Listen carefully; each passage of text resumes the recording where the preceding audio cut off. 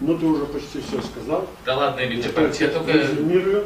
Ну, первый, пожалуйста.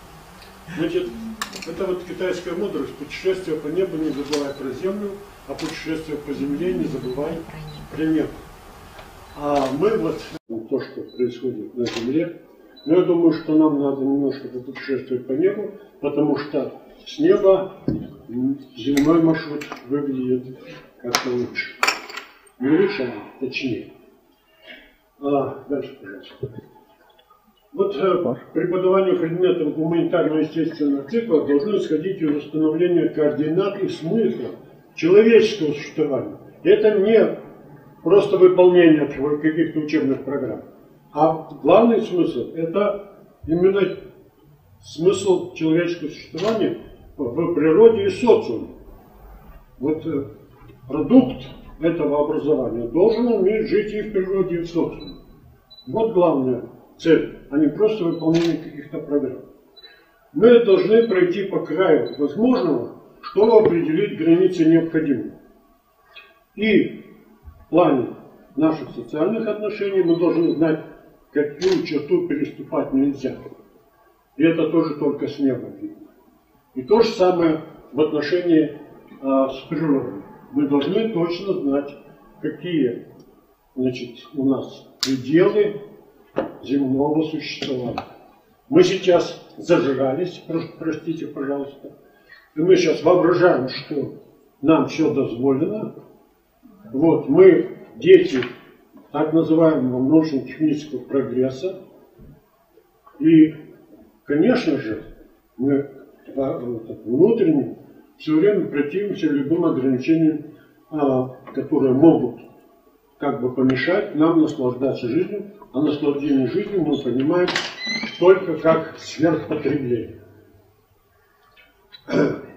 Значит, поэтому мы должны знать границы.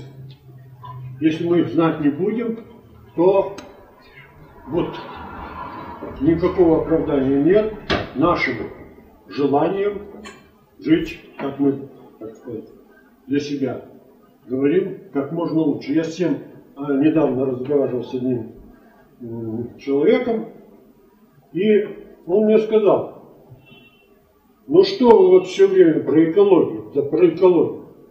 Вот, я вырос, говорит, на земле. Мне есть надо, то-то надо, мне это надо, я хочу ездить на машине и так далее. А вы мне говорите, про какой-то вред я понимаю. Вот, причем здесь я ему говорю или не говорю. Это объективно. Мы наносим вред. И мы должны знать, какой наносим, и насколько это допустимо. Мы перешли все границы, а главное, перешли границы в голове. И вот задача обучения, вот эти какие-то вехи все-таки для движения надо обозначить. Когда наши далекие предки, не такие далекие, значит, кочевые наши предки, перемещались с одного места на другое, то аксакалы им говорили, что если вы кочуете, то не забывайте того места, откуда вы ушли. Но и помните, куда вы должны прийти.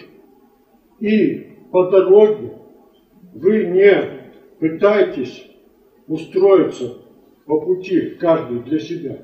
Потому что прийти мы на это место, куда наметили, должны все вместе. Вот сейчас, несмотря на глобализацию, мы все устраиваемся по дороге. И только для себя куда-то там перемещаемся. У нас даже не обозначена точка, куда мы хотим переместиться, куда мы кочуем.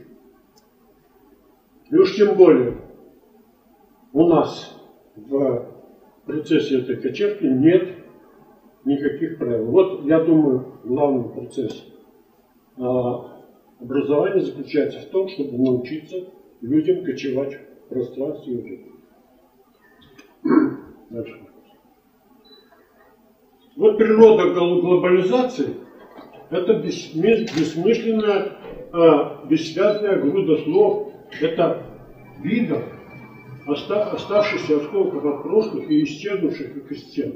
Это тексты, к которым добавлены случайные фрагменты, вырванные из текстов других земель. И отдельные виды при этом – это слова, способные приобрести смысл только в тексте.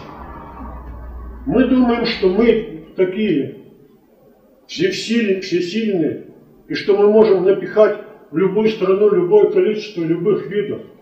А из этой страны мы можем повынимать те виды, которые мы просто о них не знаем, что они сдохли, и так далее.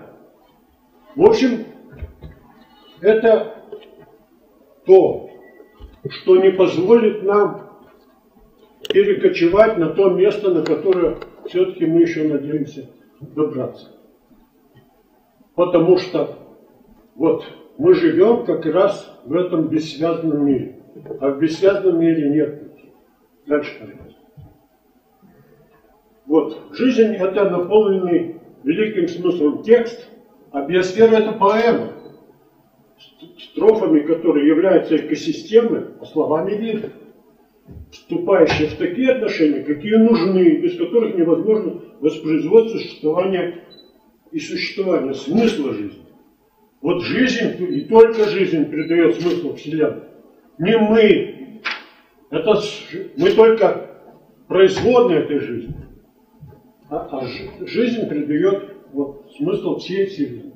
И, собственно, нашей жизни. Если мы уничтожим естественную жизнь, до этого, конечно, кончится, то говорить, что мы смыслообразователи, просто не приходится. Даже все грандиозные масштабы и процессы Вселенной сами по себе лишены смысла.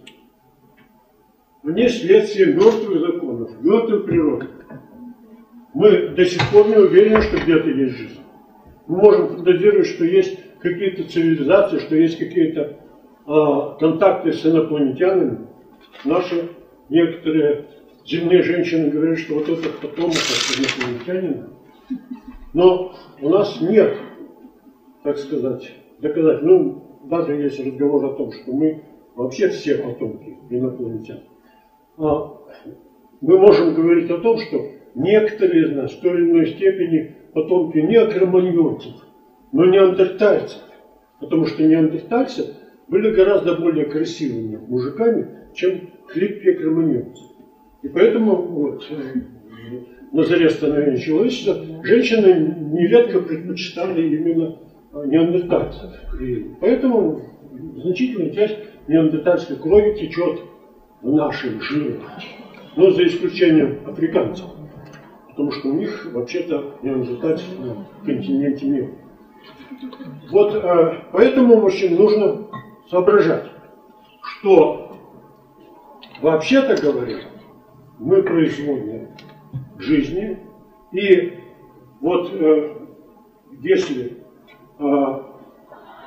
мы начинаем объединять эту жизнь, а жизнь это сверхсложное явление, то мы начинаем терять не только порядок, организацию в живой природе, мы начинаем терять порядок и организацию в наших мозгах. И очень в сильной степени. Идет тотальное оглупление человечества. Это надо понимать.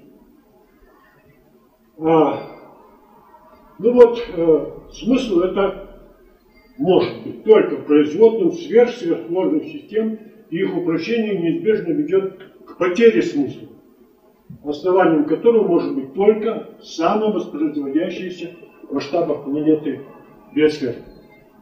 Я в очень многих аудиториях с очень многими, так сказать, группами учащихся, студентов, служащих и так далее пытался говорить о жизни, о биосфере, об экосистемах и убедился в том, что наше школьное образование дает ниже всякого плинтуса уровень понимания этой сложности и необходимости естественной жизни. Вот это надо каким-то образом преодолеть. Потому что иначе мы будем много говорить о устойчивости, о чем только мы не будем говорить, Но мы никуда не продвинемся. Под этой лавочкой мы будем просто, так сказать, выполнять какие-то телодвижения, а в реальности ничего не изменится к лучшему. Дальше, пожалуйста.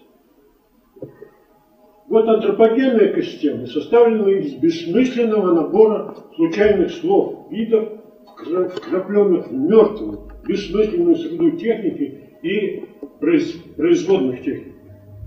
Вот меня можно там обвинять в том, что я не люблю технику. Я ее правда не люблю. Но это не потому, что она вообще в принципе отвратительна, потому что мы в принципе делаем ее отвратительной. Вот. А осмысленной на самом деле только жизнь. И какой бы совершенно не представлялась не жизнь, она бессмысленна. И мы погружены вот в эту бессмысленную среду. И вот эта бессмысленная среда и делает нас людьми, которые все меньше и меньше способны осмыслять действительность. Природная экосистема – это симфония, в которой каждый звук не лишний. Нет в природе ни лишних особей, ни лишних видов. Именно в природе, естественно, в диких живых системах. И каждый вид отдельный звук, сопряженный, согласованный с другими внутри целостного завершенного творения. На протяжении миллиардов лет складывались эти системы. А мы, на тебе, за каких-то несколько веков нашей великой научно-технической революции все это разваливаем в масштабах целой планеты. И вот только гармония видов создает симфонию жизни в молчании Вселенной. Вся остальная Вселенная, она глупа, тупа по сравнению с теми проявлениями жизни, с которыми мы сталкиваемся на нашей планете. И даже если там полно всяких разных других существ, пусть даже полно, пусть все правы, которые говорят о том, что Вселенная кипит жизнью, в действительности его не меняет. Говорить о том, что человек может поселиться на каких-то других планетах или сделать там какой-то искусственный космический остров и на нем благополучно жить, это вообще-то, очень может быть красиво для кого-то, но на самом деле это на грани и за гранью идиотизма. Почему? Потому что человек при всей своей необыкновенности, живое существо, один из представителей животного мира. И он создан этой планетой, и не просто этой планетой, какой попал, а именно определенной биосферы, цветковой биосферы. Та, которая, так сказать, появилась после биосферы, в которой господствовали динозавры. И вот динозавры, они ведь, вот говорят, что там Бог знает от чего они только не помнили, от каких-то там астероидов, черти чего, каких-то катаклизмов, да ничего подобного. Динозавры померли потому, что они не стали не соответствовать своей, можно сказать, биосфере, голосеменных растений. Вот эти папоротники, сфагновые и так далее, хвощевые и все прочее, как-то стали не выдерживать этого пресса динозавров. А на протяжении миллионов лет параллельно с ними жили и, так сказать, в тени динозавров не могли, так сказать, достаточно распространиться, продвинуться, жили им млекопитающие и цветковое растение.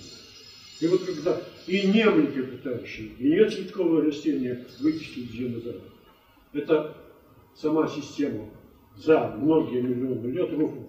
Вот то, о чем нам говорят, какой-то катаклизм, он произошел в самое последнее время. А само вымирание, оно длилось многие миллионы лет. Вот, мы производные именно цветковой биосферы. И поэтому мы так любим цветы и дарим их женщинам. Женщины сами есть воплощение жизни, вообще порождение жизни. А цветковая биосфера – это, так сказать, то, что породило человеческое целое. И вот мы вот этого как бы не очень понимаем, не хотим понимать. И, в общем-то, когда преподают там биологию и так далее, об этом ни полслова не говорится. И начинается всякий разговор. Вот спрашивают, для чего нужно растения? А для того, чтобы они производили кислород. Вот. Ну хорошо, кислород они производят, и спасибо им. Но на самом деле их роль совершенно другая вот в нашей жизни. Если бы они просто кислород производили, то ничего хорошего не было. Потому что они производят именно первичную органику, на которой строится все остальное здание живой природы. И так далее. То есть там можно говорить о массе всяких вещей. Дальше, пожалуйста. И вот человек искажает творение Божие, стирая, уничтожая, гася отдельные звуки. Искусственный экосистема – это бессмысленная какофония, бессвязных, однообразных звуков видов. Какой бы прекрасный парк ни был, вообще, что бы ни создал человек, по сравнению с самой бедной естественной экосистемой, это вообще безобразие чисто. Можно там выдумывать что-нибудь, какие-нибудь из кустов вырезать, так сказать, скульптуры живые и все прочее. Это все не то. Это не жизнь. Вот это тоже надо понимать. Это не значит, что этого не нужно делать. Но не надо заменять этим то, что на самом деле создает жизнь. Но вот человек как раз разучился слышать подлинную музыку природы и стал пособником мира жизни. Вот для многих идеал – это вот искусственная среда. То есть среда, которая уничтожает жизнь. Человек сам живое существо, но он не носитель жизни. И все, что создано человеком, не воспроизводит жизнь. Оно ее только уничтожает.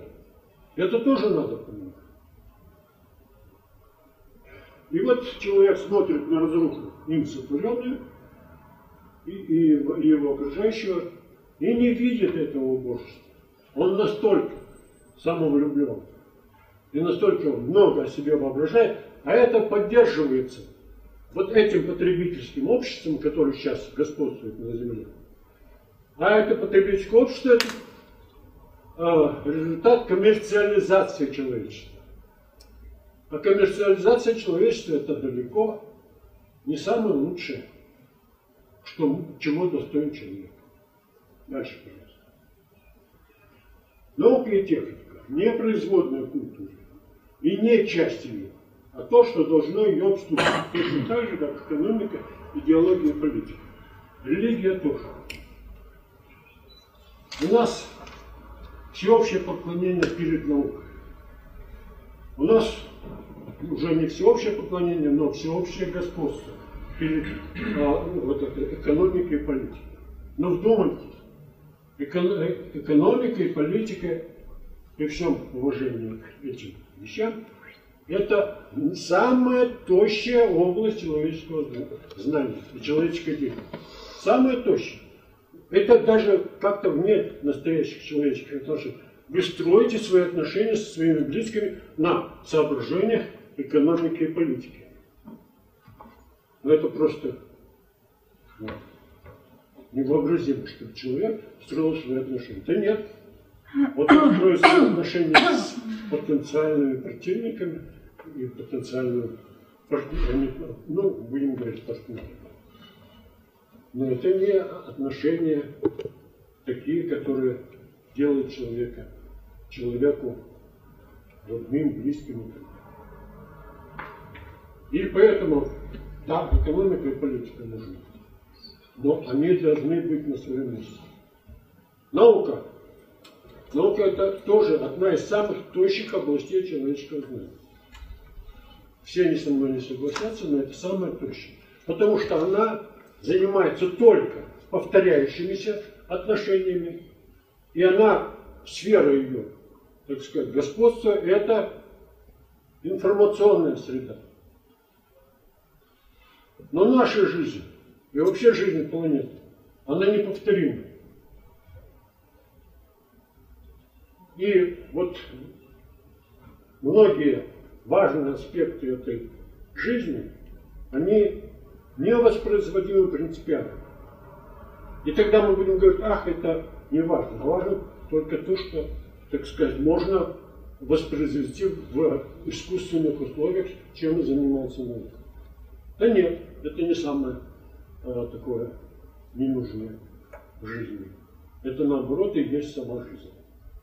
А наука очень сильна там, только где вот эти повторяющиеся и искусственно воспроизводимые явления и отношения. Сама информация это есть среда, в которой повторяются вот эти вот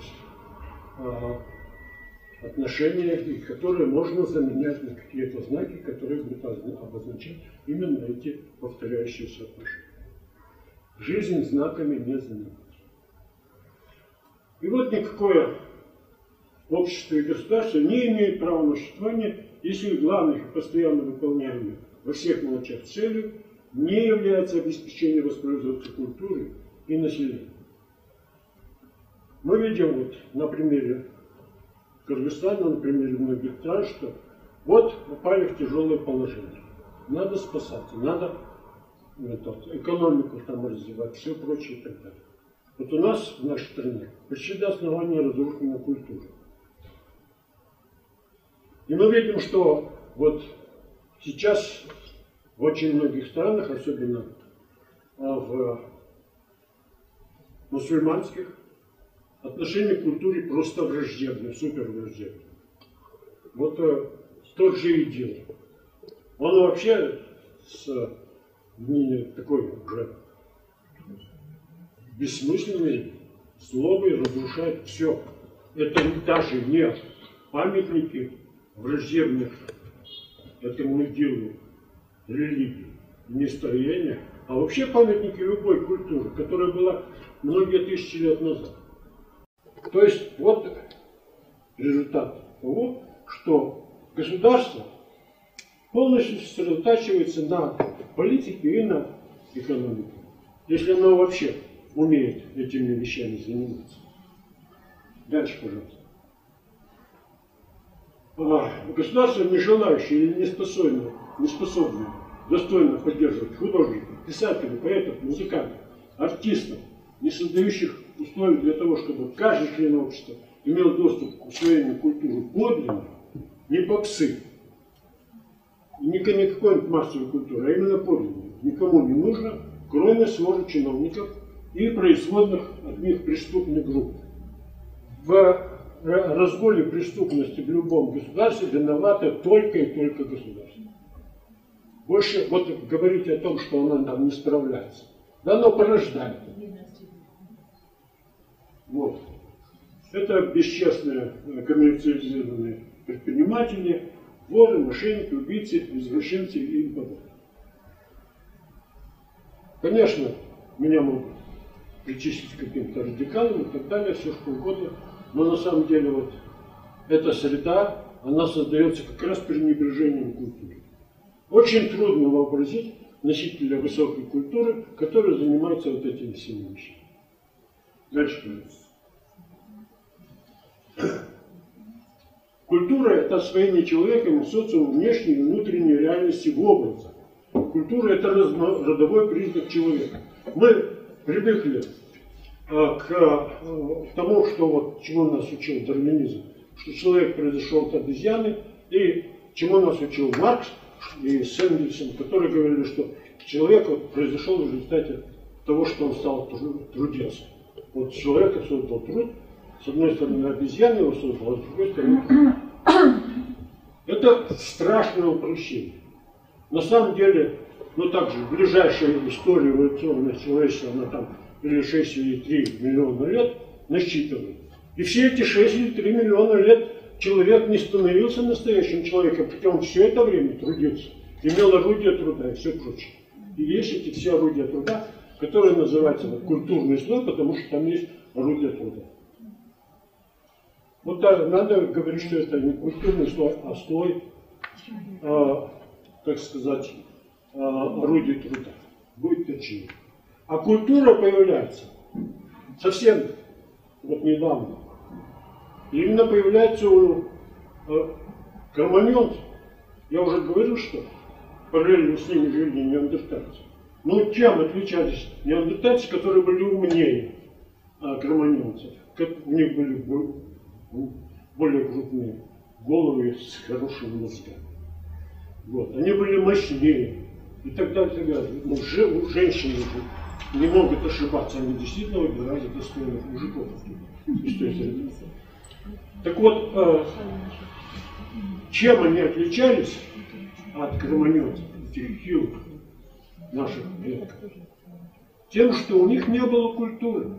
И только с появлением кроманьонцев появляются и первые, так сказать, признаки культуры. Настенные росписи, причем настолько совершенно, что при всем достижении современного искусства мы не можем создать шедевры такого уровня. И так далее. И мы конечно, не знаем, какая была у них музыка, и танцы, и все прочее, но это все обязательно нужно.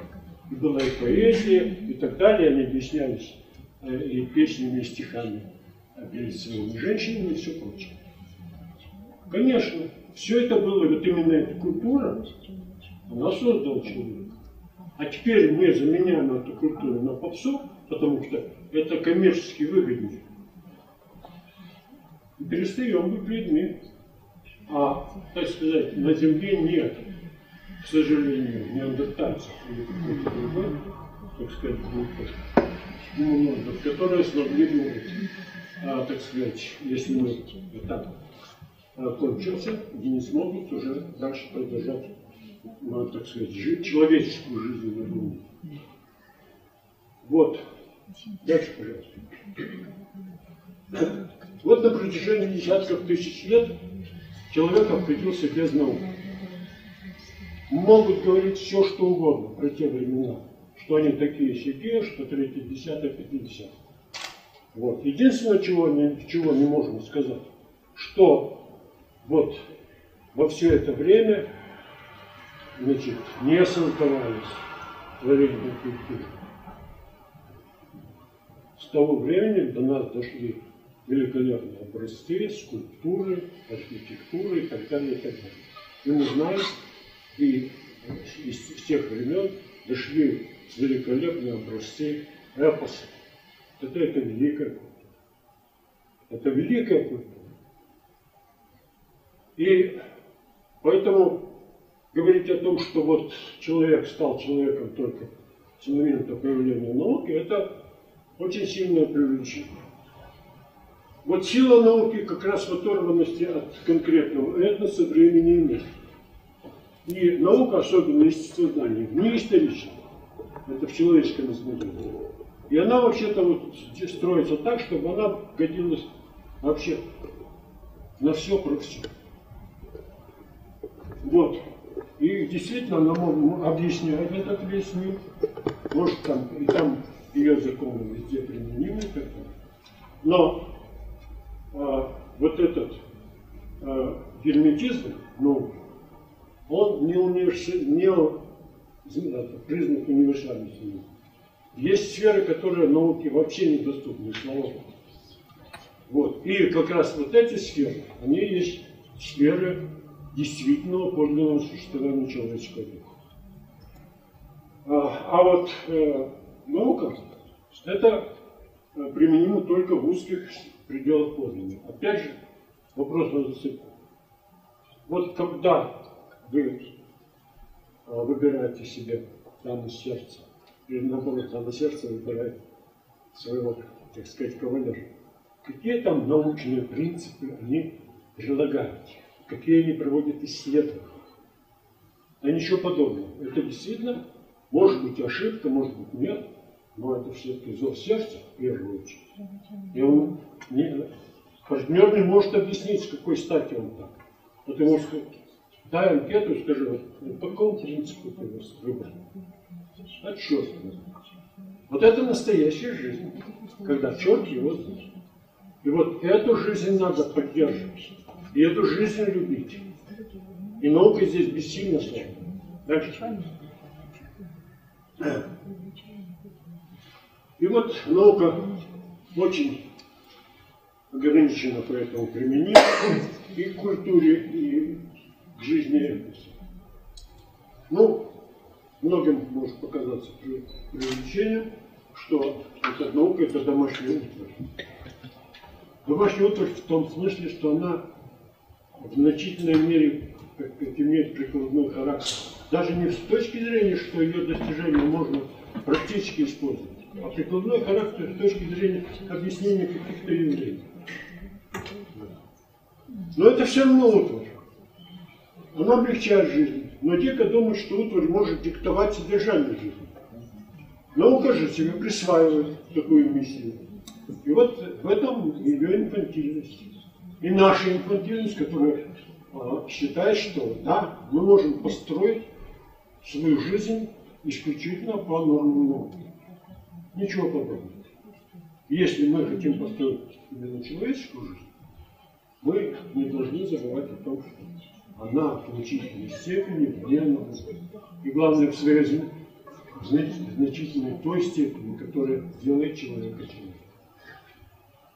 человеком. И вот современное производство, детище науки, породило общество потребления, соответствующее примитивизму науки, которая породила массовую культуру. По существу это тоже символ науки, техники, домашней утвари, возомнившей себя культурой. Это вот тоже надо себе очень хорошо понимать, и мы вообще-то к этому относимся достаточно толерантно. Да, но развлекаются люди, а почему нет? Все имеют на это право. Да, все имеют право на что угодно. Вот. Но когда это становится общественной болезнью, то с этим что-то надо делать. Дальше. Вот одна из серьезнейших опасностей вот такой толерантности. Да, вот что хотите, то и творите. Но при этом идет колоссальное вырождение традиционных знаний. И вот они в большей части рассматриваются как предмет этнографии, фольклористики. И вот основанная на науке рационализация мышления, гиперменеджеризм, вот нас все менеджеры учат все делать. Вот не шелохнешься ни в одну сторону без какого-нибудь менеджера. На все случаи жизни по одному менеджеру.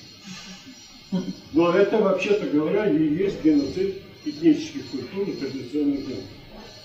И вот, так сказать, вот эта вот точка зрения, что традиционные знания не умерли, это многим продвинутым современным, так сказать, людям, которые дети вот этой великой глобальной цивилизации, кажется архаизм. Что вот, мол, не состоялся человек, поэтому цепляется за какие-то там традиции. На самом деле, это потеря ориентиров. Причем в масштабах всего человечества. А почему? Сейчас, пожалуйста.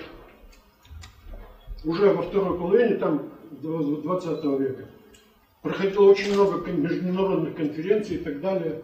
И в бывшем Советском Союзе тоже, где вопрос стоял о том, когда и как сольются все нации в единый, и какой это будет единая нация, единый этнос.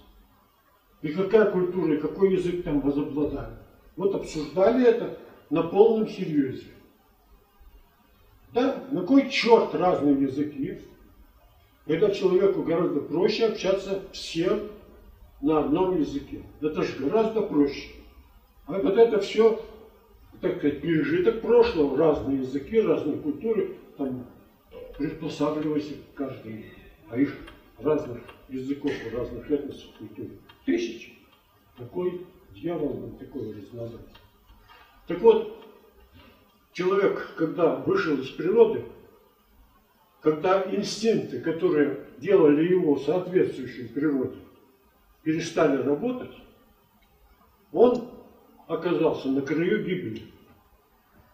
Вот все современное человечество, где-то вот эти наши 7 миллиардов теперь, Они произошли всего-навсего из ничтожной группы около 50-100 особей, которые жили вот где-то на территории современной Намибии. Хотя одновременно с ними жило, но по разным, так сказать, прикидкам, значит, ну, около где-то 5 миллионов человек по всей области обитания этого пошли человека. А Вены только передали вот это 50-100 человек. И тут вот эти всякие такие конструкции, что вот есть уже можно восстановить, какая была Ева, праева, какие были Адам у нас, какой он был. Вот это, вообще-то говоря, ну, даже в некоторой степени спекуляции, хотя они основываются на реальные вещи, что вот если среди 500 миллионов в тот момент, когда человек вышел из, так сказать, власти природы, то есть когда он вышел из власти природы, власть инстинктов, так сказать, прекратилась. И он перестал соответствовать природному окружению. А социальное окружение, которое у него было, оно не управлялось инстинктами. И поэтому он оказался вот не только на краю гибели, но и очень многие вот такие другие параллельные клетковые формы, по-видимому, все они исчезли в первую очередь потому, что инстинкты перестали работать, не появилось другого способа регулирования поведения. А другой способ регулирования поведения – это этнический язык и этническая культура. Вот это вслепую надо было искать разные, так сказать, варианты приспособления вот к действительности. И это очень тяжелый был случай. Это чисто случайно какое-то племя натолкнулось на такой значит, состав этих всех обычаев и так далее, которые сейчас современным людям смешны и кажутся идиотическими во многих своих аспектах. Но вот именно этот комплекс верований, а он не мог строиться на знании. Никто не знал, как нужно соответствовать природе и самим себе. Это случайно вот натолкнулось. И вот они, там главное законодательство это было табу. Вот этого не делай, того не делай. Так. Многие эти табу были совершенно идиотичны. И даже если брать во внимание, что это было в системе. Но тем не менее, вот, хотя там были и идиотические определения, в целом вот эта система табу, она позволила выжить. Это уже было чисто человеческое регулирование человека для соответствия своему окружению. И второе, что произошло, это то, что люди поделились, вот для того, чтобы найти чисто свой способ взаимодействия с действительностью, нужно было всем им поделиться на разные языки, на разные там обычаи, все прочее, прочее. А чтобы изолироваться друг от друга, они, значит, как бы стали говорить на разных языках. Это не просто случай, что они, это необходимость была получения разных языков. А разные языки и разные культуры – это разные способы освоения действительности. Нет ни одного способа освоения действительности, если он основан на одном языке, на одной культуре, который бы охватывал эту действительность в своих важнейших аспектах целиком. Нет. Это было показано даже для самых простых явлений нашей действительности. И поэтому вот человечество, поделившись, оно было одно видовое, но оно поделилось на квази-виды, на различные отношения с разными языками, разными культурами. И вот это его спасло. А сейчас мы возвращаемся в ту стадию, хотим вернуться, чтобы был у нас один великий язык, одна великая культура и один великий, так сказать, человечество, которое вообще обитает вот на всей планете. И всему он соответствует. Ведь он же такой совершенный. Так это дело не в совершенстве, а дело в соответствии. Соответствие не может быть связано с совершенством или несовершенством. А может быть связано только с тем, что нужно полно отражать какую-то одну сторону той действительности, которой ты должен соответствовать. Следующий, пожалуйста. Уже это говорил, что уже даже на заре этой научно-технической революции уже были критики слишком такого хвалебного отношения к науке. Дальше. Вот это то, что касается полного отражения самого простого, что может существовать в мире. Положим, микрочастицы. И вы должны знать, что с этим столкнулась квантовая механика, которая обнаружила, что микрочастица не может быть полностью отражена, познана при помощи одного инструмента наблюдения, каким бы он совершенно ни был. Нужны совершенно два противоположно устроенных инструмента, которые дают совершенно несопоставимые картины одного и того же объекта. Но та же микрочастица, положим, тот же электрон или фотон, он в одних условиях эксперимента предстоит как частица, а в других условиях как волна. В волне где частица? Она размазана по пространству. А в частице какая волна? Точка пространства. И только вот эти две картины, которые объединяются вместе, они соответствуют природе. И вот поэтому, если для самой простой вещи, которые существуют в мире, нужно два совершенно разных принципиальных устройства, чтобы полностью охватить его свойства, то человек, сталкиваясь с миром, будет воображать, что он определенным образом устроенное такое существо, пусть в обществе, может охватить все важнейшие стороны этой действительности, от которой зависит его выживание, но это вообще, конечно, верх глупости. Если частицы такому не поддаются, то мир тем более. И вот это вот выход, это именно в разных языках и разных культурах. А объединяющей картиной, которая делает поведение человека соответствующим вот этому суперсложному миру, является именно высокая культура. Это способ общения между этническими культурами. Они тоже должны подниматься до уровня способности создания вот этих вот, так сказать, произведений высокой культуры, высокой класса. И вот это очень важно иметь в виду, когда мы говорим о том, что необходимо знать людям, в данном случае нашим, так сказать, нашему растущему поколению. Дальше, пожалуйста. Уничтожение физических языков, культур, традиций, знаний не может и не должно считаться приемлемой или неизбежной платой за благо тотальной цивилизации. Или как условие возникновения единого человечества. Это просто подведение этой части, пожалуйста, дальше. Как биологическое существо, человек для поддержания своей жизни должен выполнять определенную норму физиологических потребностей, питание, размножение и тому подобное. Как социальное существо, он прежде всего должен быть приобщен к культуре, как ее создатель и потребитель. Вот это мне нужно забывать. Мы забываем, что человек все-таки социальное существо, и человек должен в первую очередь, как социальное существо, человеком культуры.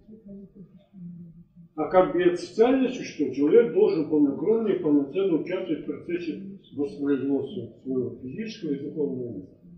Потому что у него двойственная природа. И ни одну из частей двойственной природы не должен забыть. И это тоже должно быть предметом преобразования. Дальше. Ну, здесь просто говорится о том, что вот носитель эрзац-культуры – это ублюдок, и он, потому что он не человек и не животное. Меня могут обвинить в нетолерантности, в чем угодно, что я слышу жуткий дурак, который не понимает, что у каждого своя, так сказать, область интересов и прочее. Я просто говорю о том, какую роль вот эти отклонения могут играть в обществе. Вот если он будет жить где-то на отдельной планете, пусть вытворяет, что хочет. Но когда он находится в обществе и разрушает его и в культурном, и социальном отношении, во всех этих отношениях, то это не только его личное дело. Мы сейчас помешаны на толерантности. Но толерантности нужно все-таки знать верх. Дальше. Вот образование – это целенаправленное обучение знаниям, умениям и выполнению членом общества определенных социальных функций. Смысл образования не просто получение знания, а понимание смысла своего существования. Смотреть – это не значит видеть. Видение – это есть понимание. А понимание – это установление, обнаружение смысла. Дальше, пожалуйста. Вот основной задачей экологического образования является формирование экологического. Я здесь выделил, на самом деле, любой предметной сферы образования. Это формирование понятийного аппарата, чего совершенно нет в нашем экологическом образовании. И вот позволяющий ориентироваться в экологической ситуации и навыках умения экологической интерпретации информации. Важно не столько механическое заучивание экологической информации, сколько способность построения правильных умозаключений из относительно ограниченного объема исходных данных. На самом деле это не такая сложная вещь. Просто надо уметь выстраивать свое мышление и тренировать это мышление. А не просто глотать вот эту информашку, которую сейчас нам качают все средства массовой информации и вот эти вот все, так сказать, компьютерные штучки. Дальше, пожалуйста. Вот это прежде всего позволит нам разобраться с экологической ситуацией. Экологическая ситуация состоит из природы, общества и экологической воли. Вот, как правило, забывают об экологической воле. А это, можно сказать, в данный момент решающая часть вообще экологической ситуации. Если мы хотим ее делать нормально. Природа, вот это та часть биосферы, которая функционирует по естественным законам, это естественная природа, это дикая природа. Вот нет дикой природы, мало дикой природы. Тут никакие усилия человека не делают экологическую ситуацию пригодной для нормального существования. Общество включает в себя население и вторую природу. Это преобразованную среду, поля, населенные пункты, коммуникации, производство предприятий и тому подобное. Нужно запомнить, что вот это все не просто не жизнь, а это то, что разрушает жизнь, активно разрушает жизнь. Не нужно говорить о том, что вот ты лично ничего плохого не делаешь, цветочков не рвешь, бабочек не убиваешь. Но ты, находясь в городе, ты бросаешь экологическую тень на природу. Любой горожанин, хочет он этого или не хочет, он уничтожает или разрушает природные экосистемы на площади как минимум где-то около 14-20 гектаров. Хочет или не хочет, потому что те блага, которые он пользуется, это все стоит именно разрушения дикой природы. Дальше, пожалуйста. Вот экологическая воля определяет способ взаимодействия с природой. Экологическая воля не является синонимом экологического сознания, поскольку в отличие от него становится компонентом действия. Вот это то, что организует наши действия. А сознание наше экологическое позволяет сдавать экзамены. Мы в это сознание впихиваем какие-то, так сказать, информашки, и потом их выдаем. Вот. И вот Экологическая воля обуславливает характер воздействия человека на природу. Дальше, пожалуйста. Вот сейчас, значит, вот экологическую интерпретацию попробуем посмотреть. Экологическая интерпретация – это как раз способ понимания того, насколько наше экологическое сознание организовано. И может ли оно оценивать ту ситуацию экологическую, свидетелями которого мы являемся. Ну вот, и правильно ориентированный вектор воли является наиболее надежной организацией долговременных целенаправленных действий, нежели просто поле сознания. Вот надо постоянно иметь волю к тому, чтобы понимать экологические, так сказать, интерпретации того, что вы видите. Следующее. Вот, пожалуйста, один из любимых сюжетов наших художников. Юрта, конь, очень прекрасные наши тяньшанские недели, снежные вершины и вот наша чистейшая горная река. Это вот прямо ходите там на площади Алатова, продаются такие картины, и, конечно, они вызывают только умиление. А теперь экологическая интерпретация. Но то, что мы здесь видим, это, можно сказать, агрессия, постоянная агрессия и уничтожение дикой природы. Что значит голые берега у этой реки? Почему это вот таким нежно-зеленым? Это пойма реки. То есть то, что имеет грунтовое питание. И если имеет грунтовое питание, то там должны расти деревья и кустарники. И если нет деревьев и кустарников, то это или вырублено человеком, или скотом поедено. И оно не возобновляется, там молодых деревьев все меньше и меньше. Вот это идиллия, которая, так сказать, даже раскрывается. На самом деле это, ну, как бы нещадное уничтожение природы. Причем вот оно здесь сопряжено с восхвалением кыргызских традиций. На самом деле это ложь. Такого традиционные кыргызы, наши предки кочевые, не допускали. У них было очень четко разделено, что и где можно было делать. Вот в своей юности я был самым молодым членом экспедиции, которая ездила по всему Кыргызстану, и там, вот, положим, мотор закипит, и мне дают ведро и говорят: иди набери воду из реки. Я в большинстве рек Кыргызстана пробиться к воде не мог, что все было покрыто непроходимыми кустарниками и деревьями.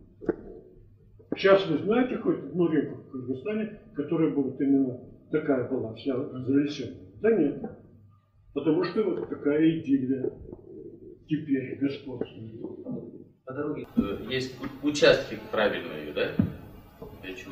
Но это исключение. Исключение, я про это говорю. Правило, что мы можем видеть, что так бывает. Берега голые. Да, да. Карабуревые тоже нормально.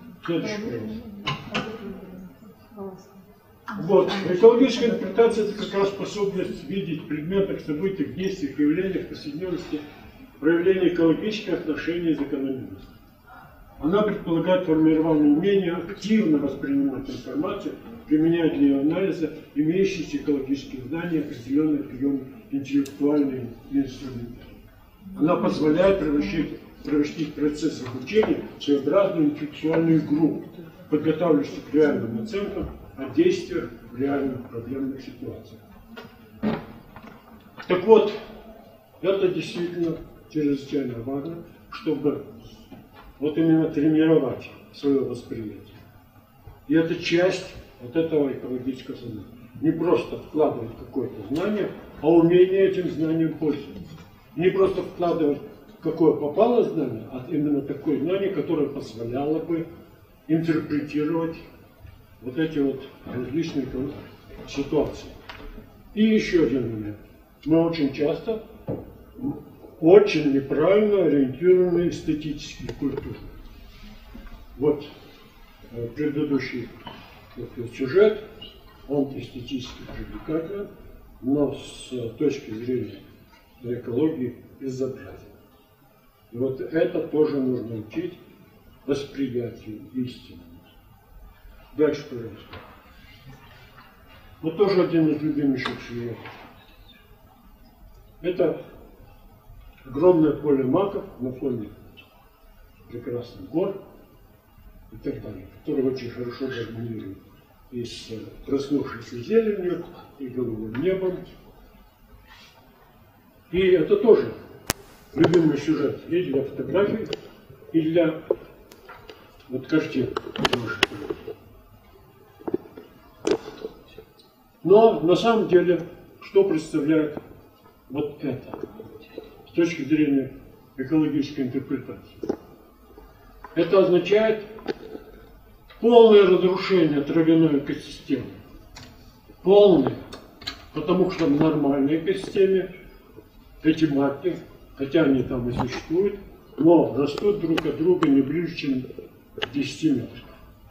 Вот такого кровавого поля они там не смогут.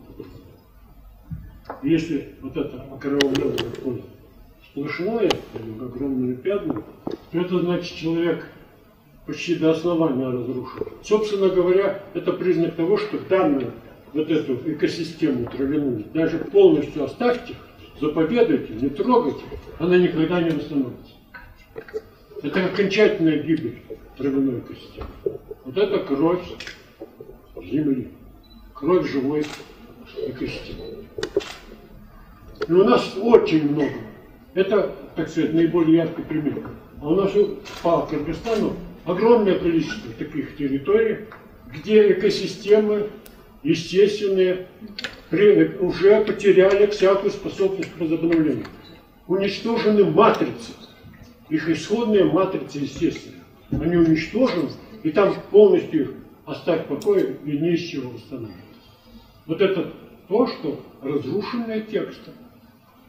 Вот если они разрушены, там вынят смысл, и всякая бессмыслица осталась, что если из этого текста не?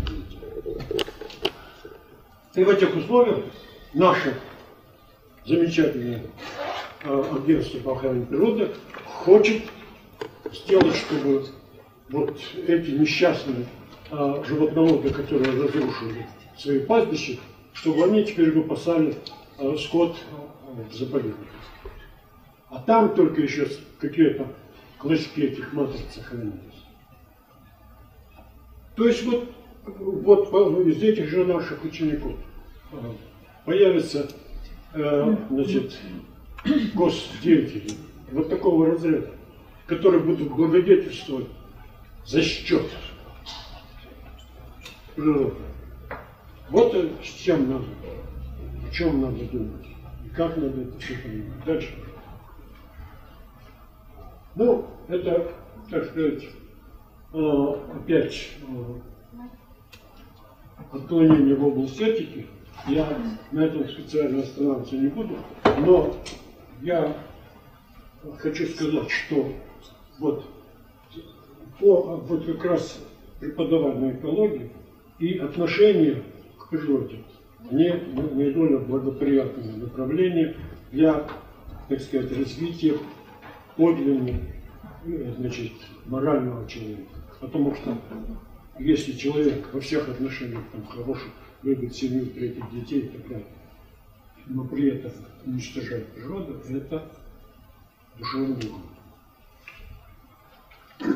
И вот, кроме того, у него нет настоящей человеческой чести. А вот честь вообще-то выше жизни, и честь выработана человечеством не случайно, именно потому, что она позволяет корректировать свое поведение, соответствующее достоинству человека. Если у человека нет достоинства, есть какие-то низкие потребности, которые он удовлетворяет, то это человек, не имеющий чести. Честь на выше жизни, потому что он ставит принцип достойной жизни против роста мерзостного существования. И это все-таки надо тоже доводить до сознания. Дальше, пожалуйста. Вот что, чем является наше образование. Это донесение продуктов познания до так сказать, развивающегося мозга учащихся. Вот эти продукты познания. А познание – это обнаружение, установление факта, законов, зависимости, объективной и субъективной реальности. И вот надо понимать, что это не просто надо результаты познания носить, но и умение вот это познание совершать. Вот. Это должны быть умения, посредством вот этих умений получать знания и пользоваться ими для решения конкретных социальных и индивидуальных задач и для достижения социально значимых целей. Вот это в первую очередь, чтобы цели, которые человек при помощи тех знаний, которые мы вкладываем, должны быть именно социально значимы. Это не просто какая-то личная цель, а если она планируется и за счет, так сказать, социума решает свои цели, то он, в общем-то, попадает в область, так сказать, мерзостного существования. Дальше, пожалуйста. Вот итог познания истина, а итог образования социальное благополучие. Вот к этому мы должны готовить, чтобы вот образованный человек был как раз ядром социального благополучия нации, в обществе и так далее. И вот есть расхожий, восходящий к духовному лозунг, что знание – сила, и вот этим знанием, этой силой надо очень осторожно оперировать, потому что сила проистекает не от числа, но от истины. Знание способно выиграть сложение, но только вера способна двигать мир. И само по себе знание безотносительно к добру жизни. А вот обучение, напротив, не может, не должно быть безотносительной категории добра и зла, справедливости и чести, веры и верности. Образованные негодяи намного мерзостнее и разрушительнее негодяи не образованные. Но мы этому уже выяснили. Дальше. Я об этом не скажу, это вот тоже один из способов образования для того, чтобы отрабатывать свои, это у нас был этот школьный коллектив, который, так сказать, учил ставили пьесы, сами для себя делали и ставили пьесы. Это один из мощнейших способов социализации и отработки способов общения и выстраивания отношений друг с другом, оценки своих действий и так далее, так далее. То есть мы отрабатывали ролевые игры. А человек в своей жизни, он выступает в очень большом количестве ролей. И вот совершенно необходимо в процессе обучения хотя бы начало вот этого умения играть эти ролевые игры надо и обучить. Дальше, пожалуйста. Это дальше. Вот подлинная достойная задача образования – это формирование свободного, гордого, честного и творческого подсознания. Вот мы все время уходим на сознание. Сознание вообще-то не очень надежный способ регулирования деятельности. Если ты на подсознательном уровне не способен делать какие-то гадости природе, ну и другим людям, предположим, то это гораздо более ценно, чем ты из соображений своей сознательности. Потому что меня наказать могут, или кто-то там косо посмотрит. Вот. А если ты просто не можешь, это гораздо более ценная установка для деятельности. Постоянно свидетелями справедливости высказывания у нас очень много людей, склонных к рассуждению в предметах, в которых они имеют чертания соображения. Никакого учения в этом отношении они не проходили, а рассуждают с очень большим окном.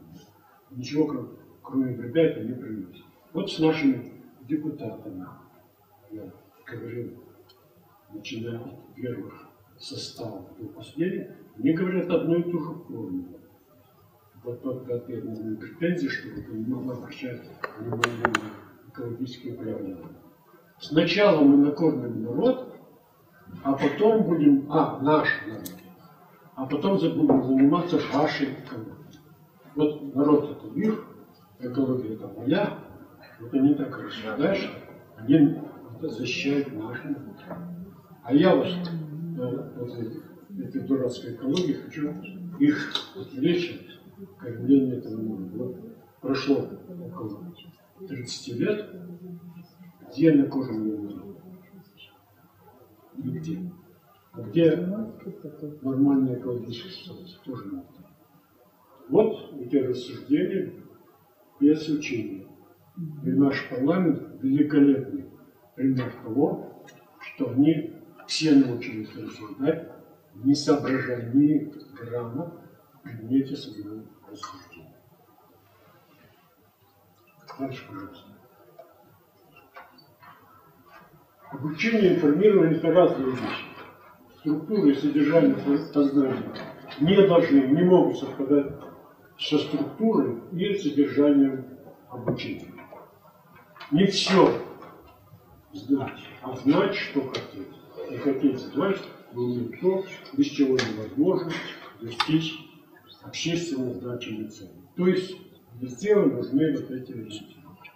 Для чего и что нужно для того, чтобы именно эту цель достичь. Дальше. Ну вот, я в заключение хотел вам привести здесь постулаты риторики. Это тоже имеет отношение к нашему предмету, но многим могут показаться спорными, хотя были сформулированы риторами древнего мира. Вот, в античное время. Это невозможно выразить текстом, невозможно в реальности. Вот.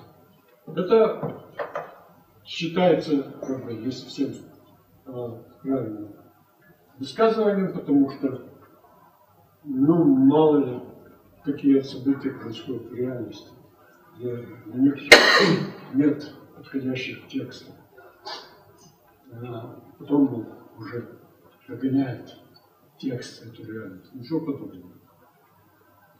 Это говорит о том, что способ человеческого познания и человеческого существования не может быть таким, чтобы он охватывал только частично, потому что иначе у него не будет вот той структуры, при помощи которой он бы мог охватывать весь мир. А если он охватывает весь мир потенциально, то значит он может это отразить в тексте, потому что отдельный способ выражения этого отражения – это текст. И если, значит, это невозможно воспроизвести в тексте, то действительно это, по-видимому, нереальная вещь. И вот правильное высказывание нечто объект высказывания. Болезнь общества – это болезнь текстов и наоборот. Это мы в этом убеждаемся ежедневно. И неумение выразить мысль означает ее отсутствие. Это мы тоже не постоянно вспоминаем. И высказывание и есть текст. С этим тоже можно поспорить, потому что многие любят высказываться. Но здесь, по-видимому, речь идет о таком высказывании, которое не просто повторяет избитую истину, а которые нацелены на изменения поведения для решения какой-то задачи. Дальше.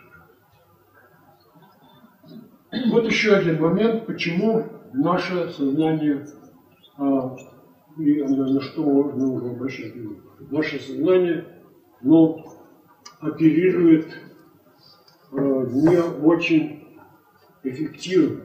Почему? Потому что наша письменность буквенная. Это восходит к финикийской письменности, которая, в общем-то, там звуки, слоги, значит, фиксировала. И вот, до этого существовали там египетская и прочие виды письменности, которые фиксировали не звучание, а содержание.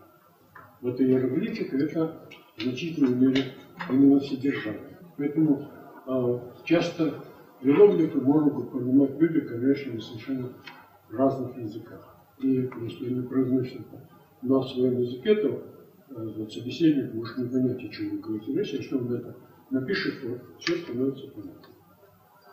То есть вот иероглифы, они именно настолько оторваны от действительности, как буквенная письменность.